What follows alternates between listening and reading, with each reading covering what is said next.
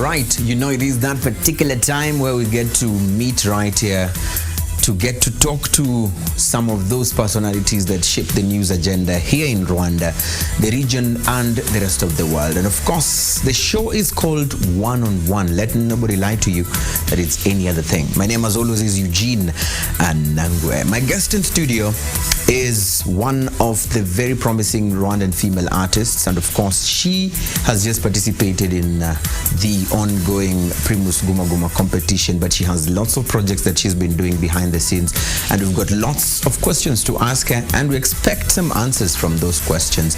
She's none other than Jody Phoebe. Yes, thank you so Welcome much. to One on One. Thank you so much. Are you good? Thanks for having me. I'm good. As always. Yes. All right. Yeah. So, very quickly, there's a lot of stuff going on. I mean, you were just picked or nominated to be, I think it was for your first time, right? Yes. For the very first time to be in Primus Guma Guma. But of course, there are those who never received this news positively, as much as there was celebration from other quarters. There was a bit of controversy. There are those who were saying, how can we miss out certain names and have people like Jody, who are just, in their own words, are upcoming musicians. For example, Christopher missed out on the nominations at a certain level, but you were there. So how do you react to such kind of news or such kind of information? Well, I would say everyone has their time, and you see, this was my time and it happened. Besides, it's not everyone that always thinks you should be there. There's always a negative side, or the other side, the opposers and the proposers. So I also know the other side of people who are saying, Jody, you deserve this. I actually know people, even the past seasons of Guma Guma, who are saying, Jody, why are you not there? You're supposed to be there. So there's always that side of people who don't think you're supposed to be there. But I think it was my time, and I did. Besides even those guys, the ones like Christopher mentioning, I know he has his time. Besides, he has ever been there. So you if felt not this today, was Jody's time. yeah, it doesn't have to be, Jody, Christopher. Maybe, he also has his time anyway, I would say. Yeah. So looking at the reasons as to why you were picked, because most of the time I hear it's done by different DJs, different radio presenters, who decide or who nominate those who will be taking part in this particular competition. How do you now get back at your critics and tell them, listen guys, I think these are the reasons as to why I made it to the list in this competition? Oh yeah, I actually just missed that out. I would have mentioned it before. And besides, I didn't, the only role I played here is that I had worked hard. So when these people were nominating, I wasn't there to ask them to nominate or to vote for me. They're the ones who sat and thought about Jody.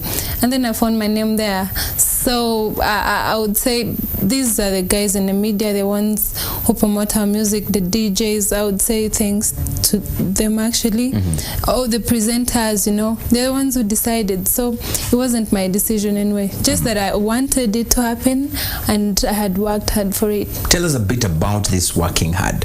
What exactly do you mean? What kind of working hard did you do? What exactly do you feel you can touch on today and say, these are some of the things that I did that I think I can defend why probably I was selected by these media personalities? Yeah, actually they were asking us our short profiles, short profiles, and what we've done in the past, I think since 2012. Yes. So they were asking us for, I think 4 music videos and 6 audios. So which that's one all of you the have main, done? Yeah. Like every year since I released my first single, I did its video, and I've been, it wasn't just like a playing, or I was putting in much effort, and also asking, and also last year, I would say 2014, where I worked really harder than I've Than the ever previous worked years. before. How many videos do you have today? How many albums, if any? No, I don't have an album yet. Not because my songs cannot fill an album, but because I think I for an album I also have to plan for it. It's something else. So I'm still working on singles. But then I have audios, like 10 of them, and I have like 7 videos. 7 videos. Yeah, or even more. That's excluding collaborations. Yeah. These are just, you alone. Yes. All right. Now, before we even got to know you even more, when you're starting your music career, many people knew you from a record label, Barrick Music. Yes, and this is where probably you started your music career, if I'm not wrong. Yes. And these are the people who probably molded you, made you who you are today. Probably they can claim that because they feel that probably they played a big role in creating who Jody is today. Yeah, I agree. What really happened? You just stepped out and all of a sudden you are now working with other people. Maybe this is an opportunity to clear the air on exactly what really happened. Why did you leave Barrick? Yeah, I've had that question before. People used to ask me that, especially when it has just happened. It had just happened, sorry. But then, these things of working with record labels, there are contracts, you have agreements, it's written, and there's a long-term contract, short-term contract, all that kind of stuff. So we had a contract, and time passed, the contract expired, and of course I decided not to renew it. Maybe you could ask me why. Of course, that could be the next question. Yeah, because everyone in this world, you keep trying. Sometimes you want more than what you have at the moment. So you're not tied. You're not like tied in one position. Even when you stay with your parents at home, you reach that point where you grow and you have to go. So if I come a question you, why have you left, that doesn't really, it's a general thing. There's a point of life where you want to go and try something else, as long as you're in good terms with these people. So as for now, I would say BMCG, they're still my people, and I always be thankful to these people, because like you said, that's why I recorded my first single, Ninja Nawe. And if it wasn't for them, then I don't know what else would have happened. Though God always has doors for me. Okay. So I appreciate so much these guys, whatever they did for me. But then I still had to move on. Yeah. How do you describe yourself in terms of the types of songs you make, the genre of music that you produce? Are you a hip hop artist? Are you a dancehall artist? Are you Afrobeat? What are you? Yeah, I fuse different types of except hip hop. At the end of the day, I call myself Afro pop. Like Afro pop. Pop is like popular music. That's reggae, R&B. But every style I do, I fuse with a touch of Afro. So I do Afro pop. Because mostly Barrick BMC, Barrick Music Group, what they do mostly is hip hop, and maybe someone can say that you are not able to handle the pressure of being a hip hop artist. Could this have been a reason as to why you decided to move? No, I wouldn't say that's the reason, because I'm a huge fan of hip hop, and actually, those guys, I love the way they created something for me that I wanted. I loved it. So I loved hip hop, but then it didn't mean they were pushing me to do hip hop, because I never did hip hop with them. They're good. Barrick is a good producer. They also worked with different producers, so I could do any other style I wanted to do. Like there's a song I did called Kwishima, and it was Afrobeat, Yeah. So I did R&B. I did, I wasn't for, that wasn't there. That whatever people are saying, the pressure of doing hip hop, no, it wasn't there. It wasn't that. That's not a reason. Yeah. Now today you're working with a Ugandan record label. Yeah, Platinum. And Buddies also do something for you. For Platinum, how they work, they just work with different producers. Depending on what we want at the moment, yeah, and also how how much we have, I would say the mullah. Yes, the mullah. Yeah. So I worked with buddies, but then it was just like a recording studio. They took me there. I recorded with Darren, I recorded with Andy Music and Andy actually. They say Andy Music, but then it's Andy. Yeah, and then lately I've been working with D King, but then my latest is Karima, which I did with Pastor P from here. So, for them, they just see this is what we want and who is the right producer, who is good at this. Then they look out for you. Yeah. But these are based in Uganda, and they seems, except for the song that you did, Karima, which you say you used a Rwandan producer. Yeah, true. But this seems to be a growing trend of Rwandan artists moving to Uganda in terms of either shooting their videos for locations or for producers. We've had a lot of Washington most of the time in so many songs around here. Now you with Platinums in Uganda. What's in Uganda that is really attracting Rwandan artists there? First of all, I think it's because our industry is developing. That's what happens. They're now starting to understand that there's more outside, more than just, being here. They meaning you included? We. Thank you so much. Yes. We. So we're in the process of developing. That's what happens because I know even some who go to Burundi and Kenya, but then I think the reason why Uganda mostly is because I would say it's one of the largest, the biggest market in East Africa, and you can't just run to African level competition before you even start in your own within region. the region. Yeah. So Uganda is one of the biggest. It's competitive, and there's a lot to explore. Besides, it's even, I would say it's nearer. So that's nearer. It's easier, and also that's the whole thing of affordable, and then personally on my side, I think it was like God and luck, and these people, they saw talent in me and they decided to sign me. Wouldn't you feel that for those who claim and say that maybe they are running away from the poor production quality of our local producers in Rwanda, could that be one of the reasons? Would you say that that's among the factors as to why most of you seem now to be running or moving to Uganda for production? Well, since I worked with a Ugandan producer and then I came back, worked with my own Rwandan producer, I think that's not a big point. Thing is, the producers in Uganda, I would say they have more exposure and they have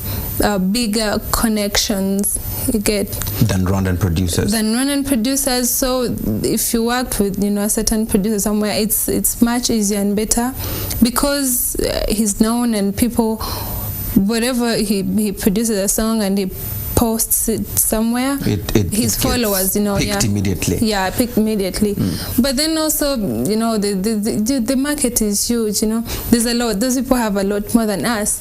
So I think that's not a big reason, because we also have good producers. We have, like Barrick. We have Pastor P, that guy. Yeah, we have Nicholas. We have, many more. I wouldn't mention everyone. If they're listening to it, they would feel like you've just criticized them, and now you're trying to sugarcoat it.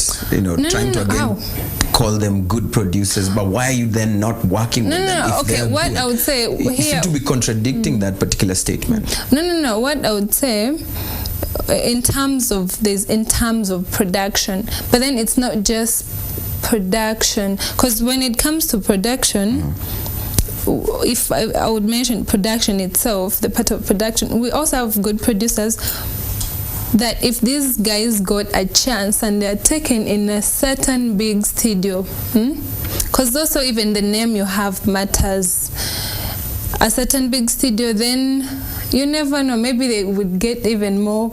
Yeah, then you come back. You stop going to Uganda, now you'll be back.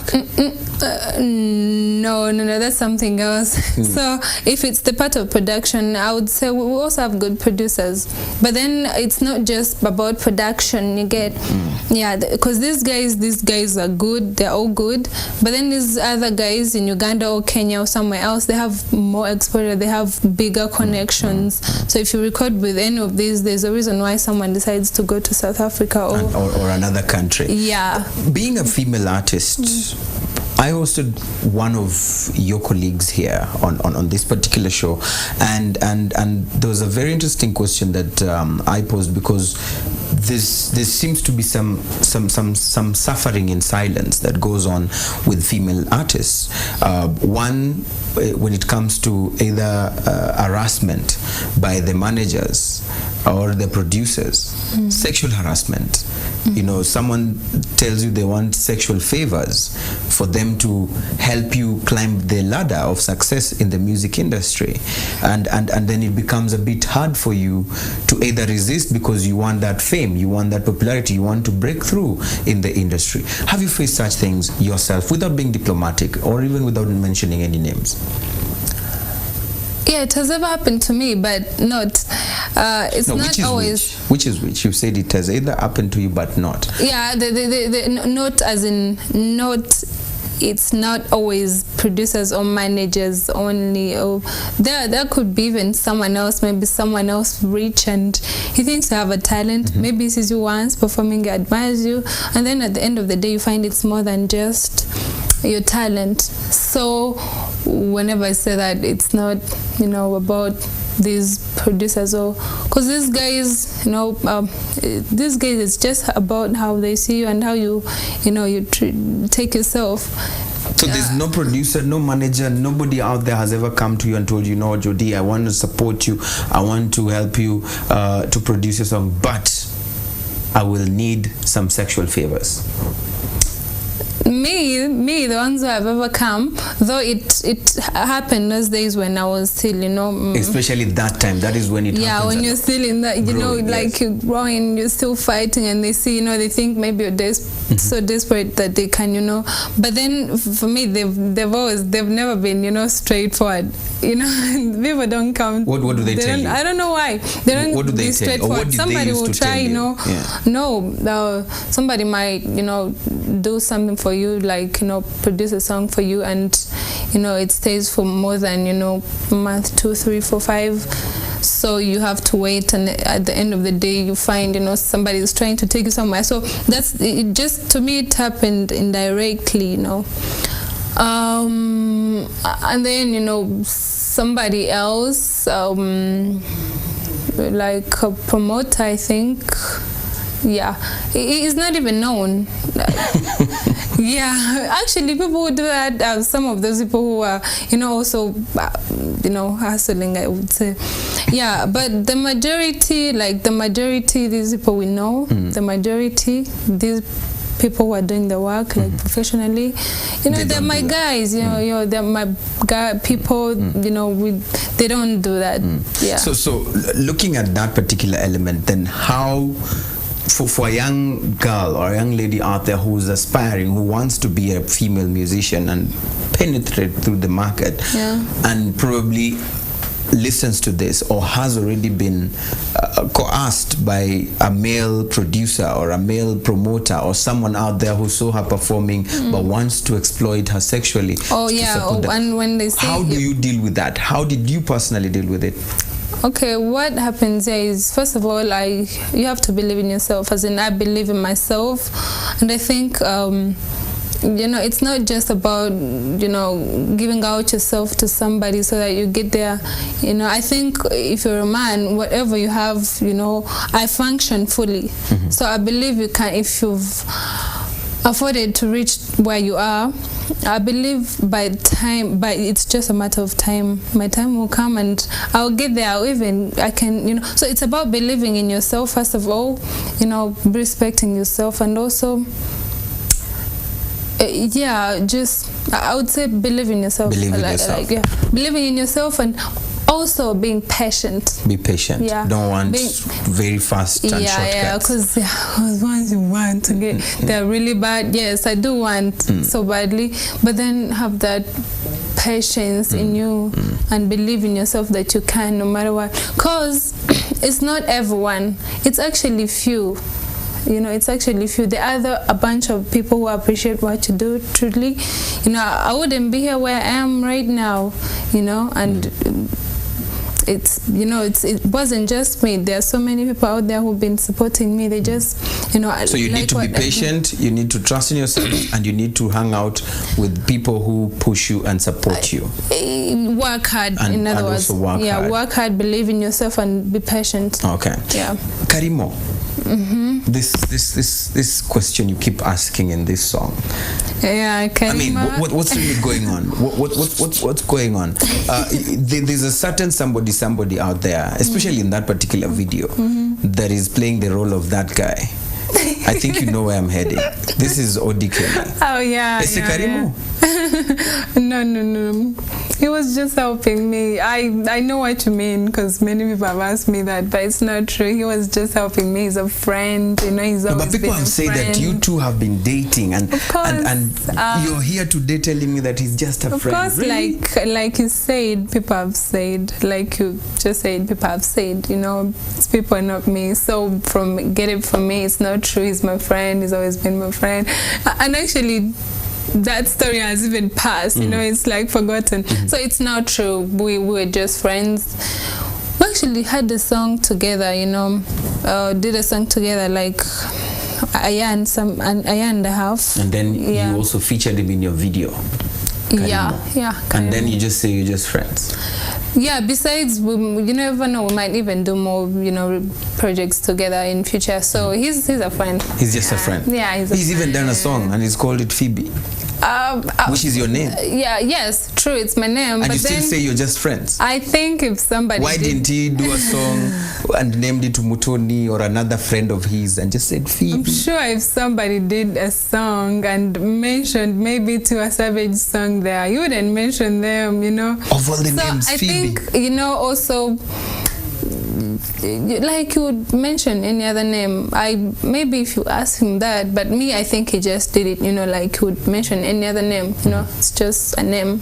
Yeah, it's not a big deal. Why are you denying him so much like this? I mean, is he not the type of person that you'd like to? No, I'm not denying date? him, because he's my friend. He's my friend and he's nice. I like him. Yeah. Okay.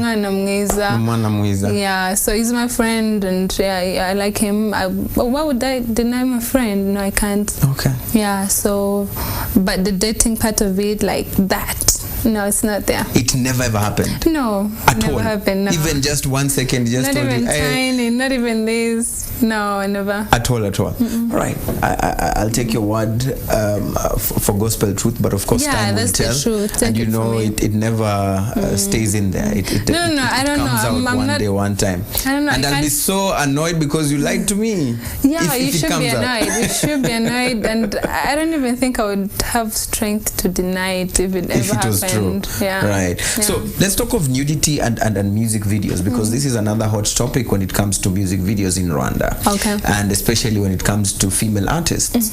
And one of your colleagues also complained and said, you know what, we spend a lot of money to produce our videos. We borrow sometimes money. We're sponsored by some people who expect returns at the end of the day. But then once our videos are out, we hear that they have been banned from national television because someone is claiming that there's too much nudity in those songs.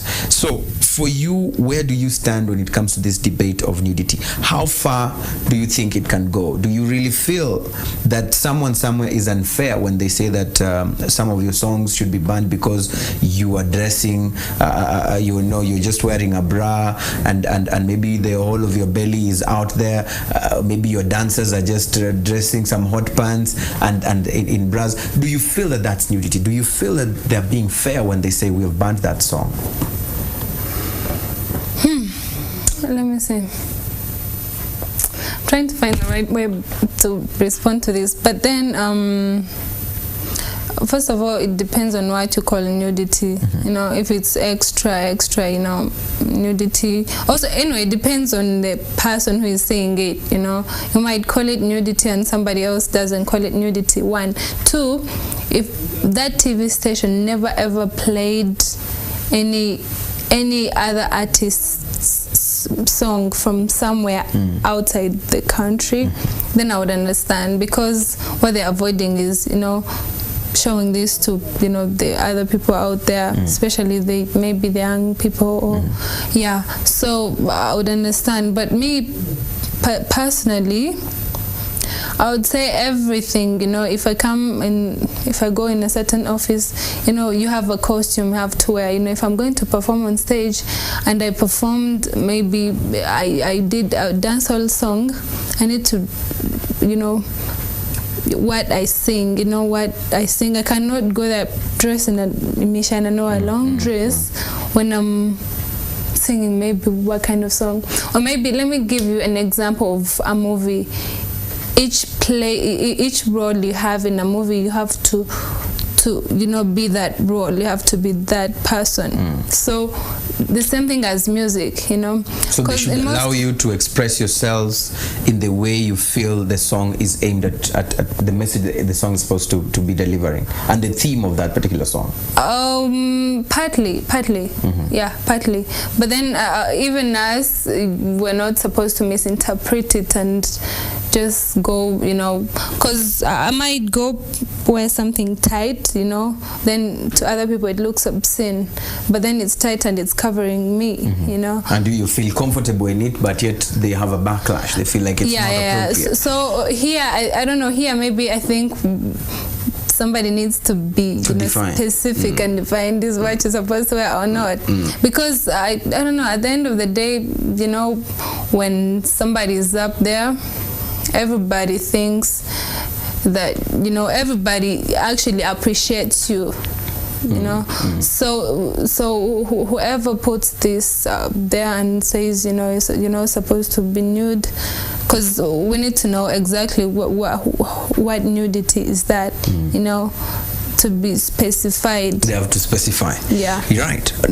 Apart from the nudity, in closing, there is the issue of creativity also. I mean, you have one guy who is always critical of Rwandan musicians and music, and he's been claiming and saying, you know, most of you musicians, you just copy paste. You pick a specific song that has been done by an international artist, you come and you put Kinyarwanda in it, and you come out and say, this is my song, I've come out with a song. Yet in that particular song, you seem to be imitating or just repeating what this other international artist has done. And a specific example for you, they would look at you and some of the songs you do, for example, Better Than Them. They would say about, look, she's trying to copy Cecile, the dancehall artist. They would look at you and say, okay, maybe she still hasn't discovered herself. She's still trying everything before she gets to know where she still stands. How do you respond to that kind of criticism? Well, I think about the copy paste. One, I wouldn't encourage that. Someone needs to be creative. However, if you have also the right from the owner of that product, you have the right to maybe repeat whatever they did, then you should do it. If you don't have the right, don't do it. Just do your stuff. 2, whatever these guys, they call it gushi shura, you know, copy paste. You know, this thing is now, like the music now, it's everywhere. But what I think, there's a time somebody you do your own stuff, and then along the way you need to, you know, like remind people, you know, what was done, you know, like, you know, songs of the legends. That people do that a lot. Even, you know, the developed markets, the developed countries, people do that a lot. You know, you pick something from there and then you put it, but then you need to have either permission or maybe, you know, it won't affect your career. Otherwise, I think this is up to one's, you know, and how they work. You know, me, I can't, I have no right, I think I have no right to criticize someone else if they do that, because they know how they work, and probably maybe they have permission to do it. Yeah, but then also being creative is very important. It's very important. Yeah, besides about the better than them, that one I just did it, and in my mind, and personally when I go in the studio, I don't need to listen to anyone else, because it will kill my inspiration, it will kill my mood, it will just kill everything. So your lyrics, so you just go somewhere, you prepare yourself without... Yeah, I need to be me. Either I do it outside the studio, I write the lyrics and I come in the studio, I do it right there, or I can even, record it, do it right there, anywhere. You know, we're inspired differently, we do things differently. So me, I don't want to listen to anyone else when I'm in the studio. I just want to sit there and do my stuff. Okay. Yeah, because I know it will kill, the whole of me and what I'm supposed to do. Okay. So it's not true. It's not. But true. Everyone always has the comparison. Whatever you're trying to do this, they compare you with someone, until the end of the day when they say, it's just you alone, it's Jody, it's Tata. So that's not fair, what they do. Yeah. But then it's both sides. If you say that, if you criticize someone else, you have to also know the details of how they did it, and But also, even me, the artist, I need to, be sure what I'm doing. If it won't, if they're criticizing it, I won't be in a position whereby I have to, actually I know what I'm doing, and also I have the permission, and also I know it doesn't affect my career in general. Okay. Yeah. Jody, thank you so much. Thank you so much. Unless if you have to just fix in 30 seconds what people should expect from you before this year comes to an end. 30 seconds, let's go. Right now I would say I'm busy with school because I have to finish, and also I have a few projects, but then I've been telling them when the projects are out already. Yeah, I just have a few projects because I have to first finish school, but then there'll be good projects. Yeah, a few collaborations and a few projects, singles. Okay. Yeah. Okay. Do you also charge to do a collabo? I hear some of you charge for you to do a collabo with someone. You have to pay certain amount. I haven't yet started charging, but they've already charged me. Actually, artists from here, and me, when they charge me, I understand them because they've worked really hard to be there. So when they charge me, I understand them. So maybe if I get to that position and my management requires that I should charge, probably it will happen. And I have to work hard very soon so that I do a collabo before you start charging, right? Maybe, yeah. But then me, personally, if it's me, that's why management's always there, thank God. Because if it's me, I'm always, I feel, I have to do this. I have to, kind of thing. And so at the end of the day, and then you don't do any business. Yeah. Okay. So at the end of the day, you need that management. Right. Anyway, otherwise, thanks for having me. Thank you so much for being on the show. Yeah. And it's a pleasure having you around. It's a pleasure too. All right. Thank you so much. There you have it, Jody herself right here. I must say that we had intentionally done a show before, but then due to some technical issues, we lost it. We didn't have it. But of course, I'm so grateful and humble that she decided to honor the second invitation, and she has talked to you. And I'm hoping that you've picked a few things here and there from her. And definitely that wraps up the whole of this week's one-on-one shows. Catch the full marathon rebroadcast of the show Sunday from 6 p.m. My name, as always, is Eugene Anangwe. Goodbye for now.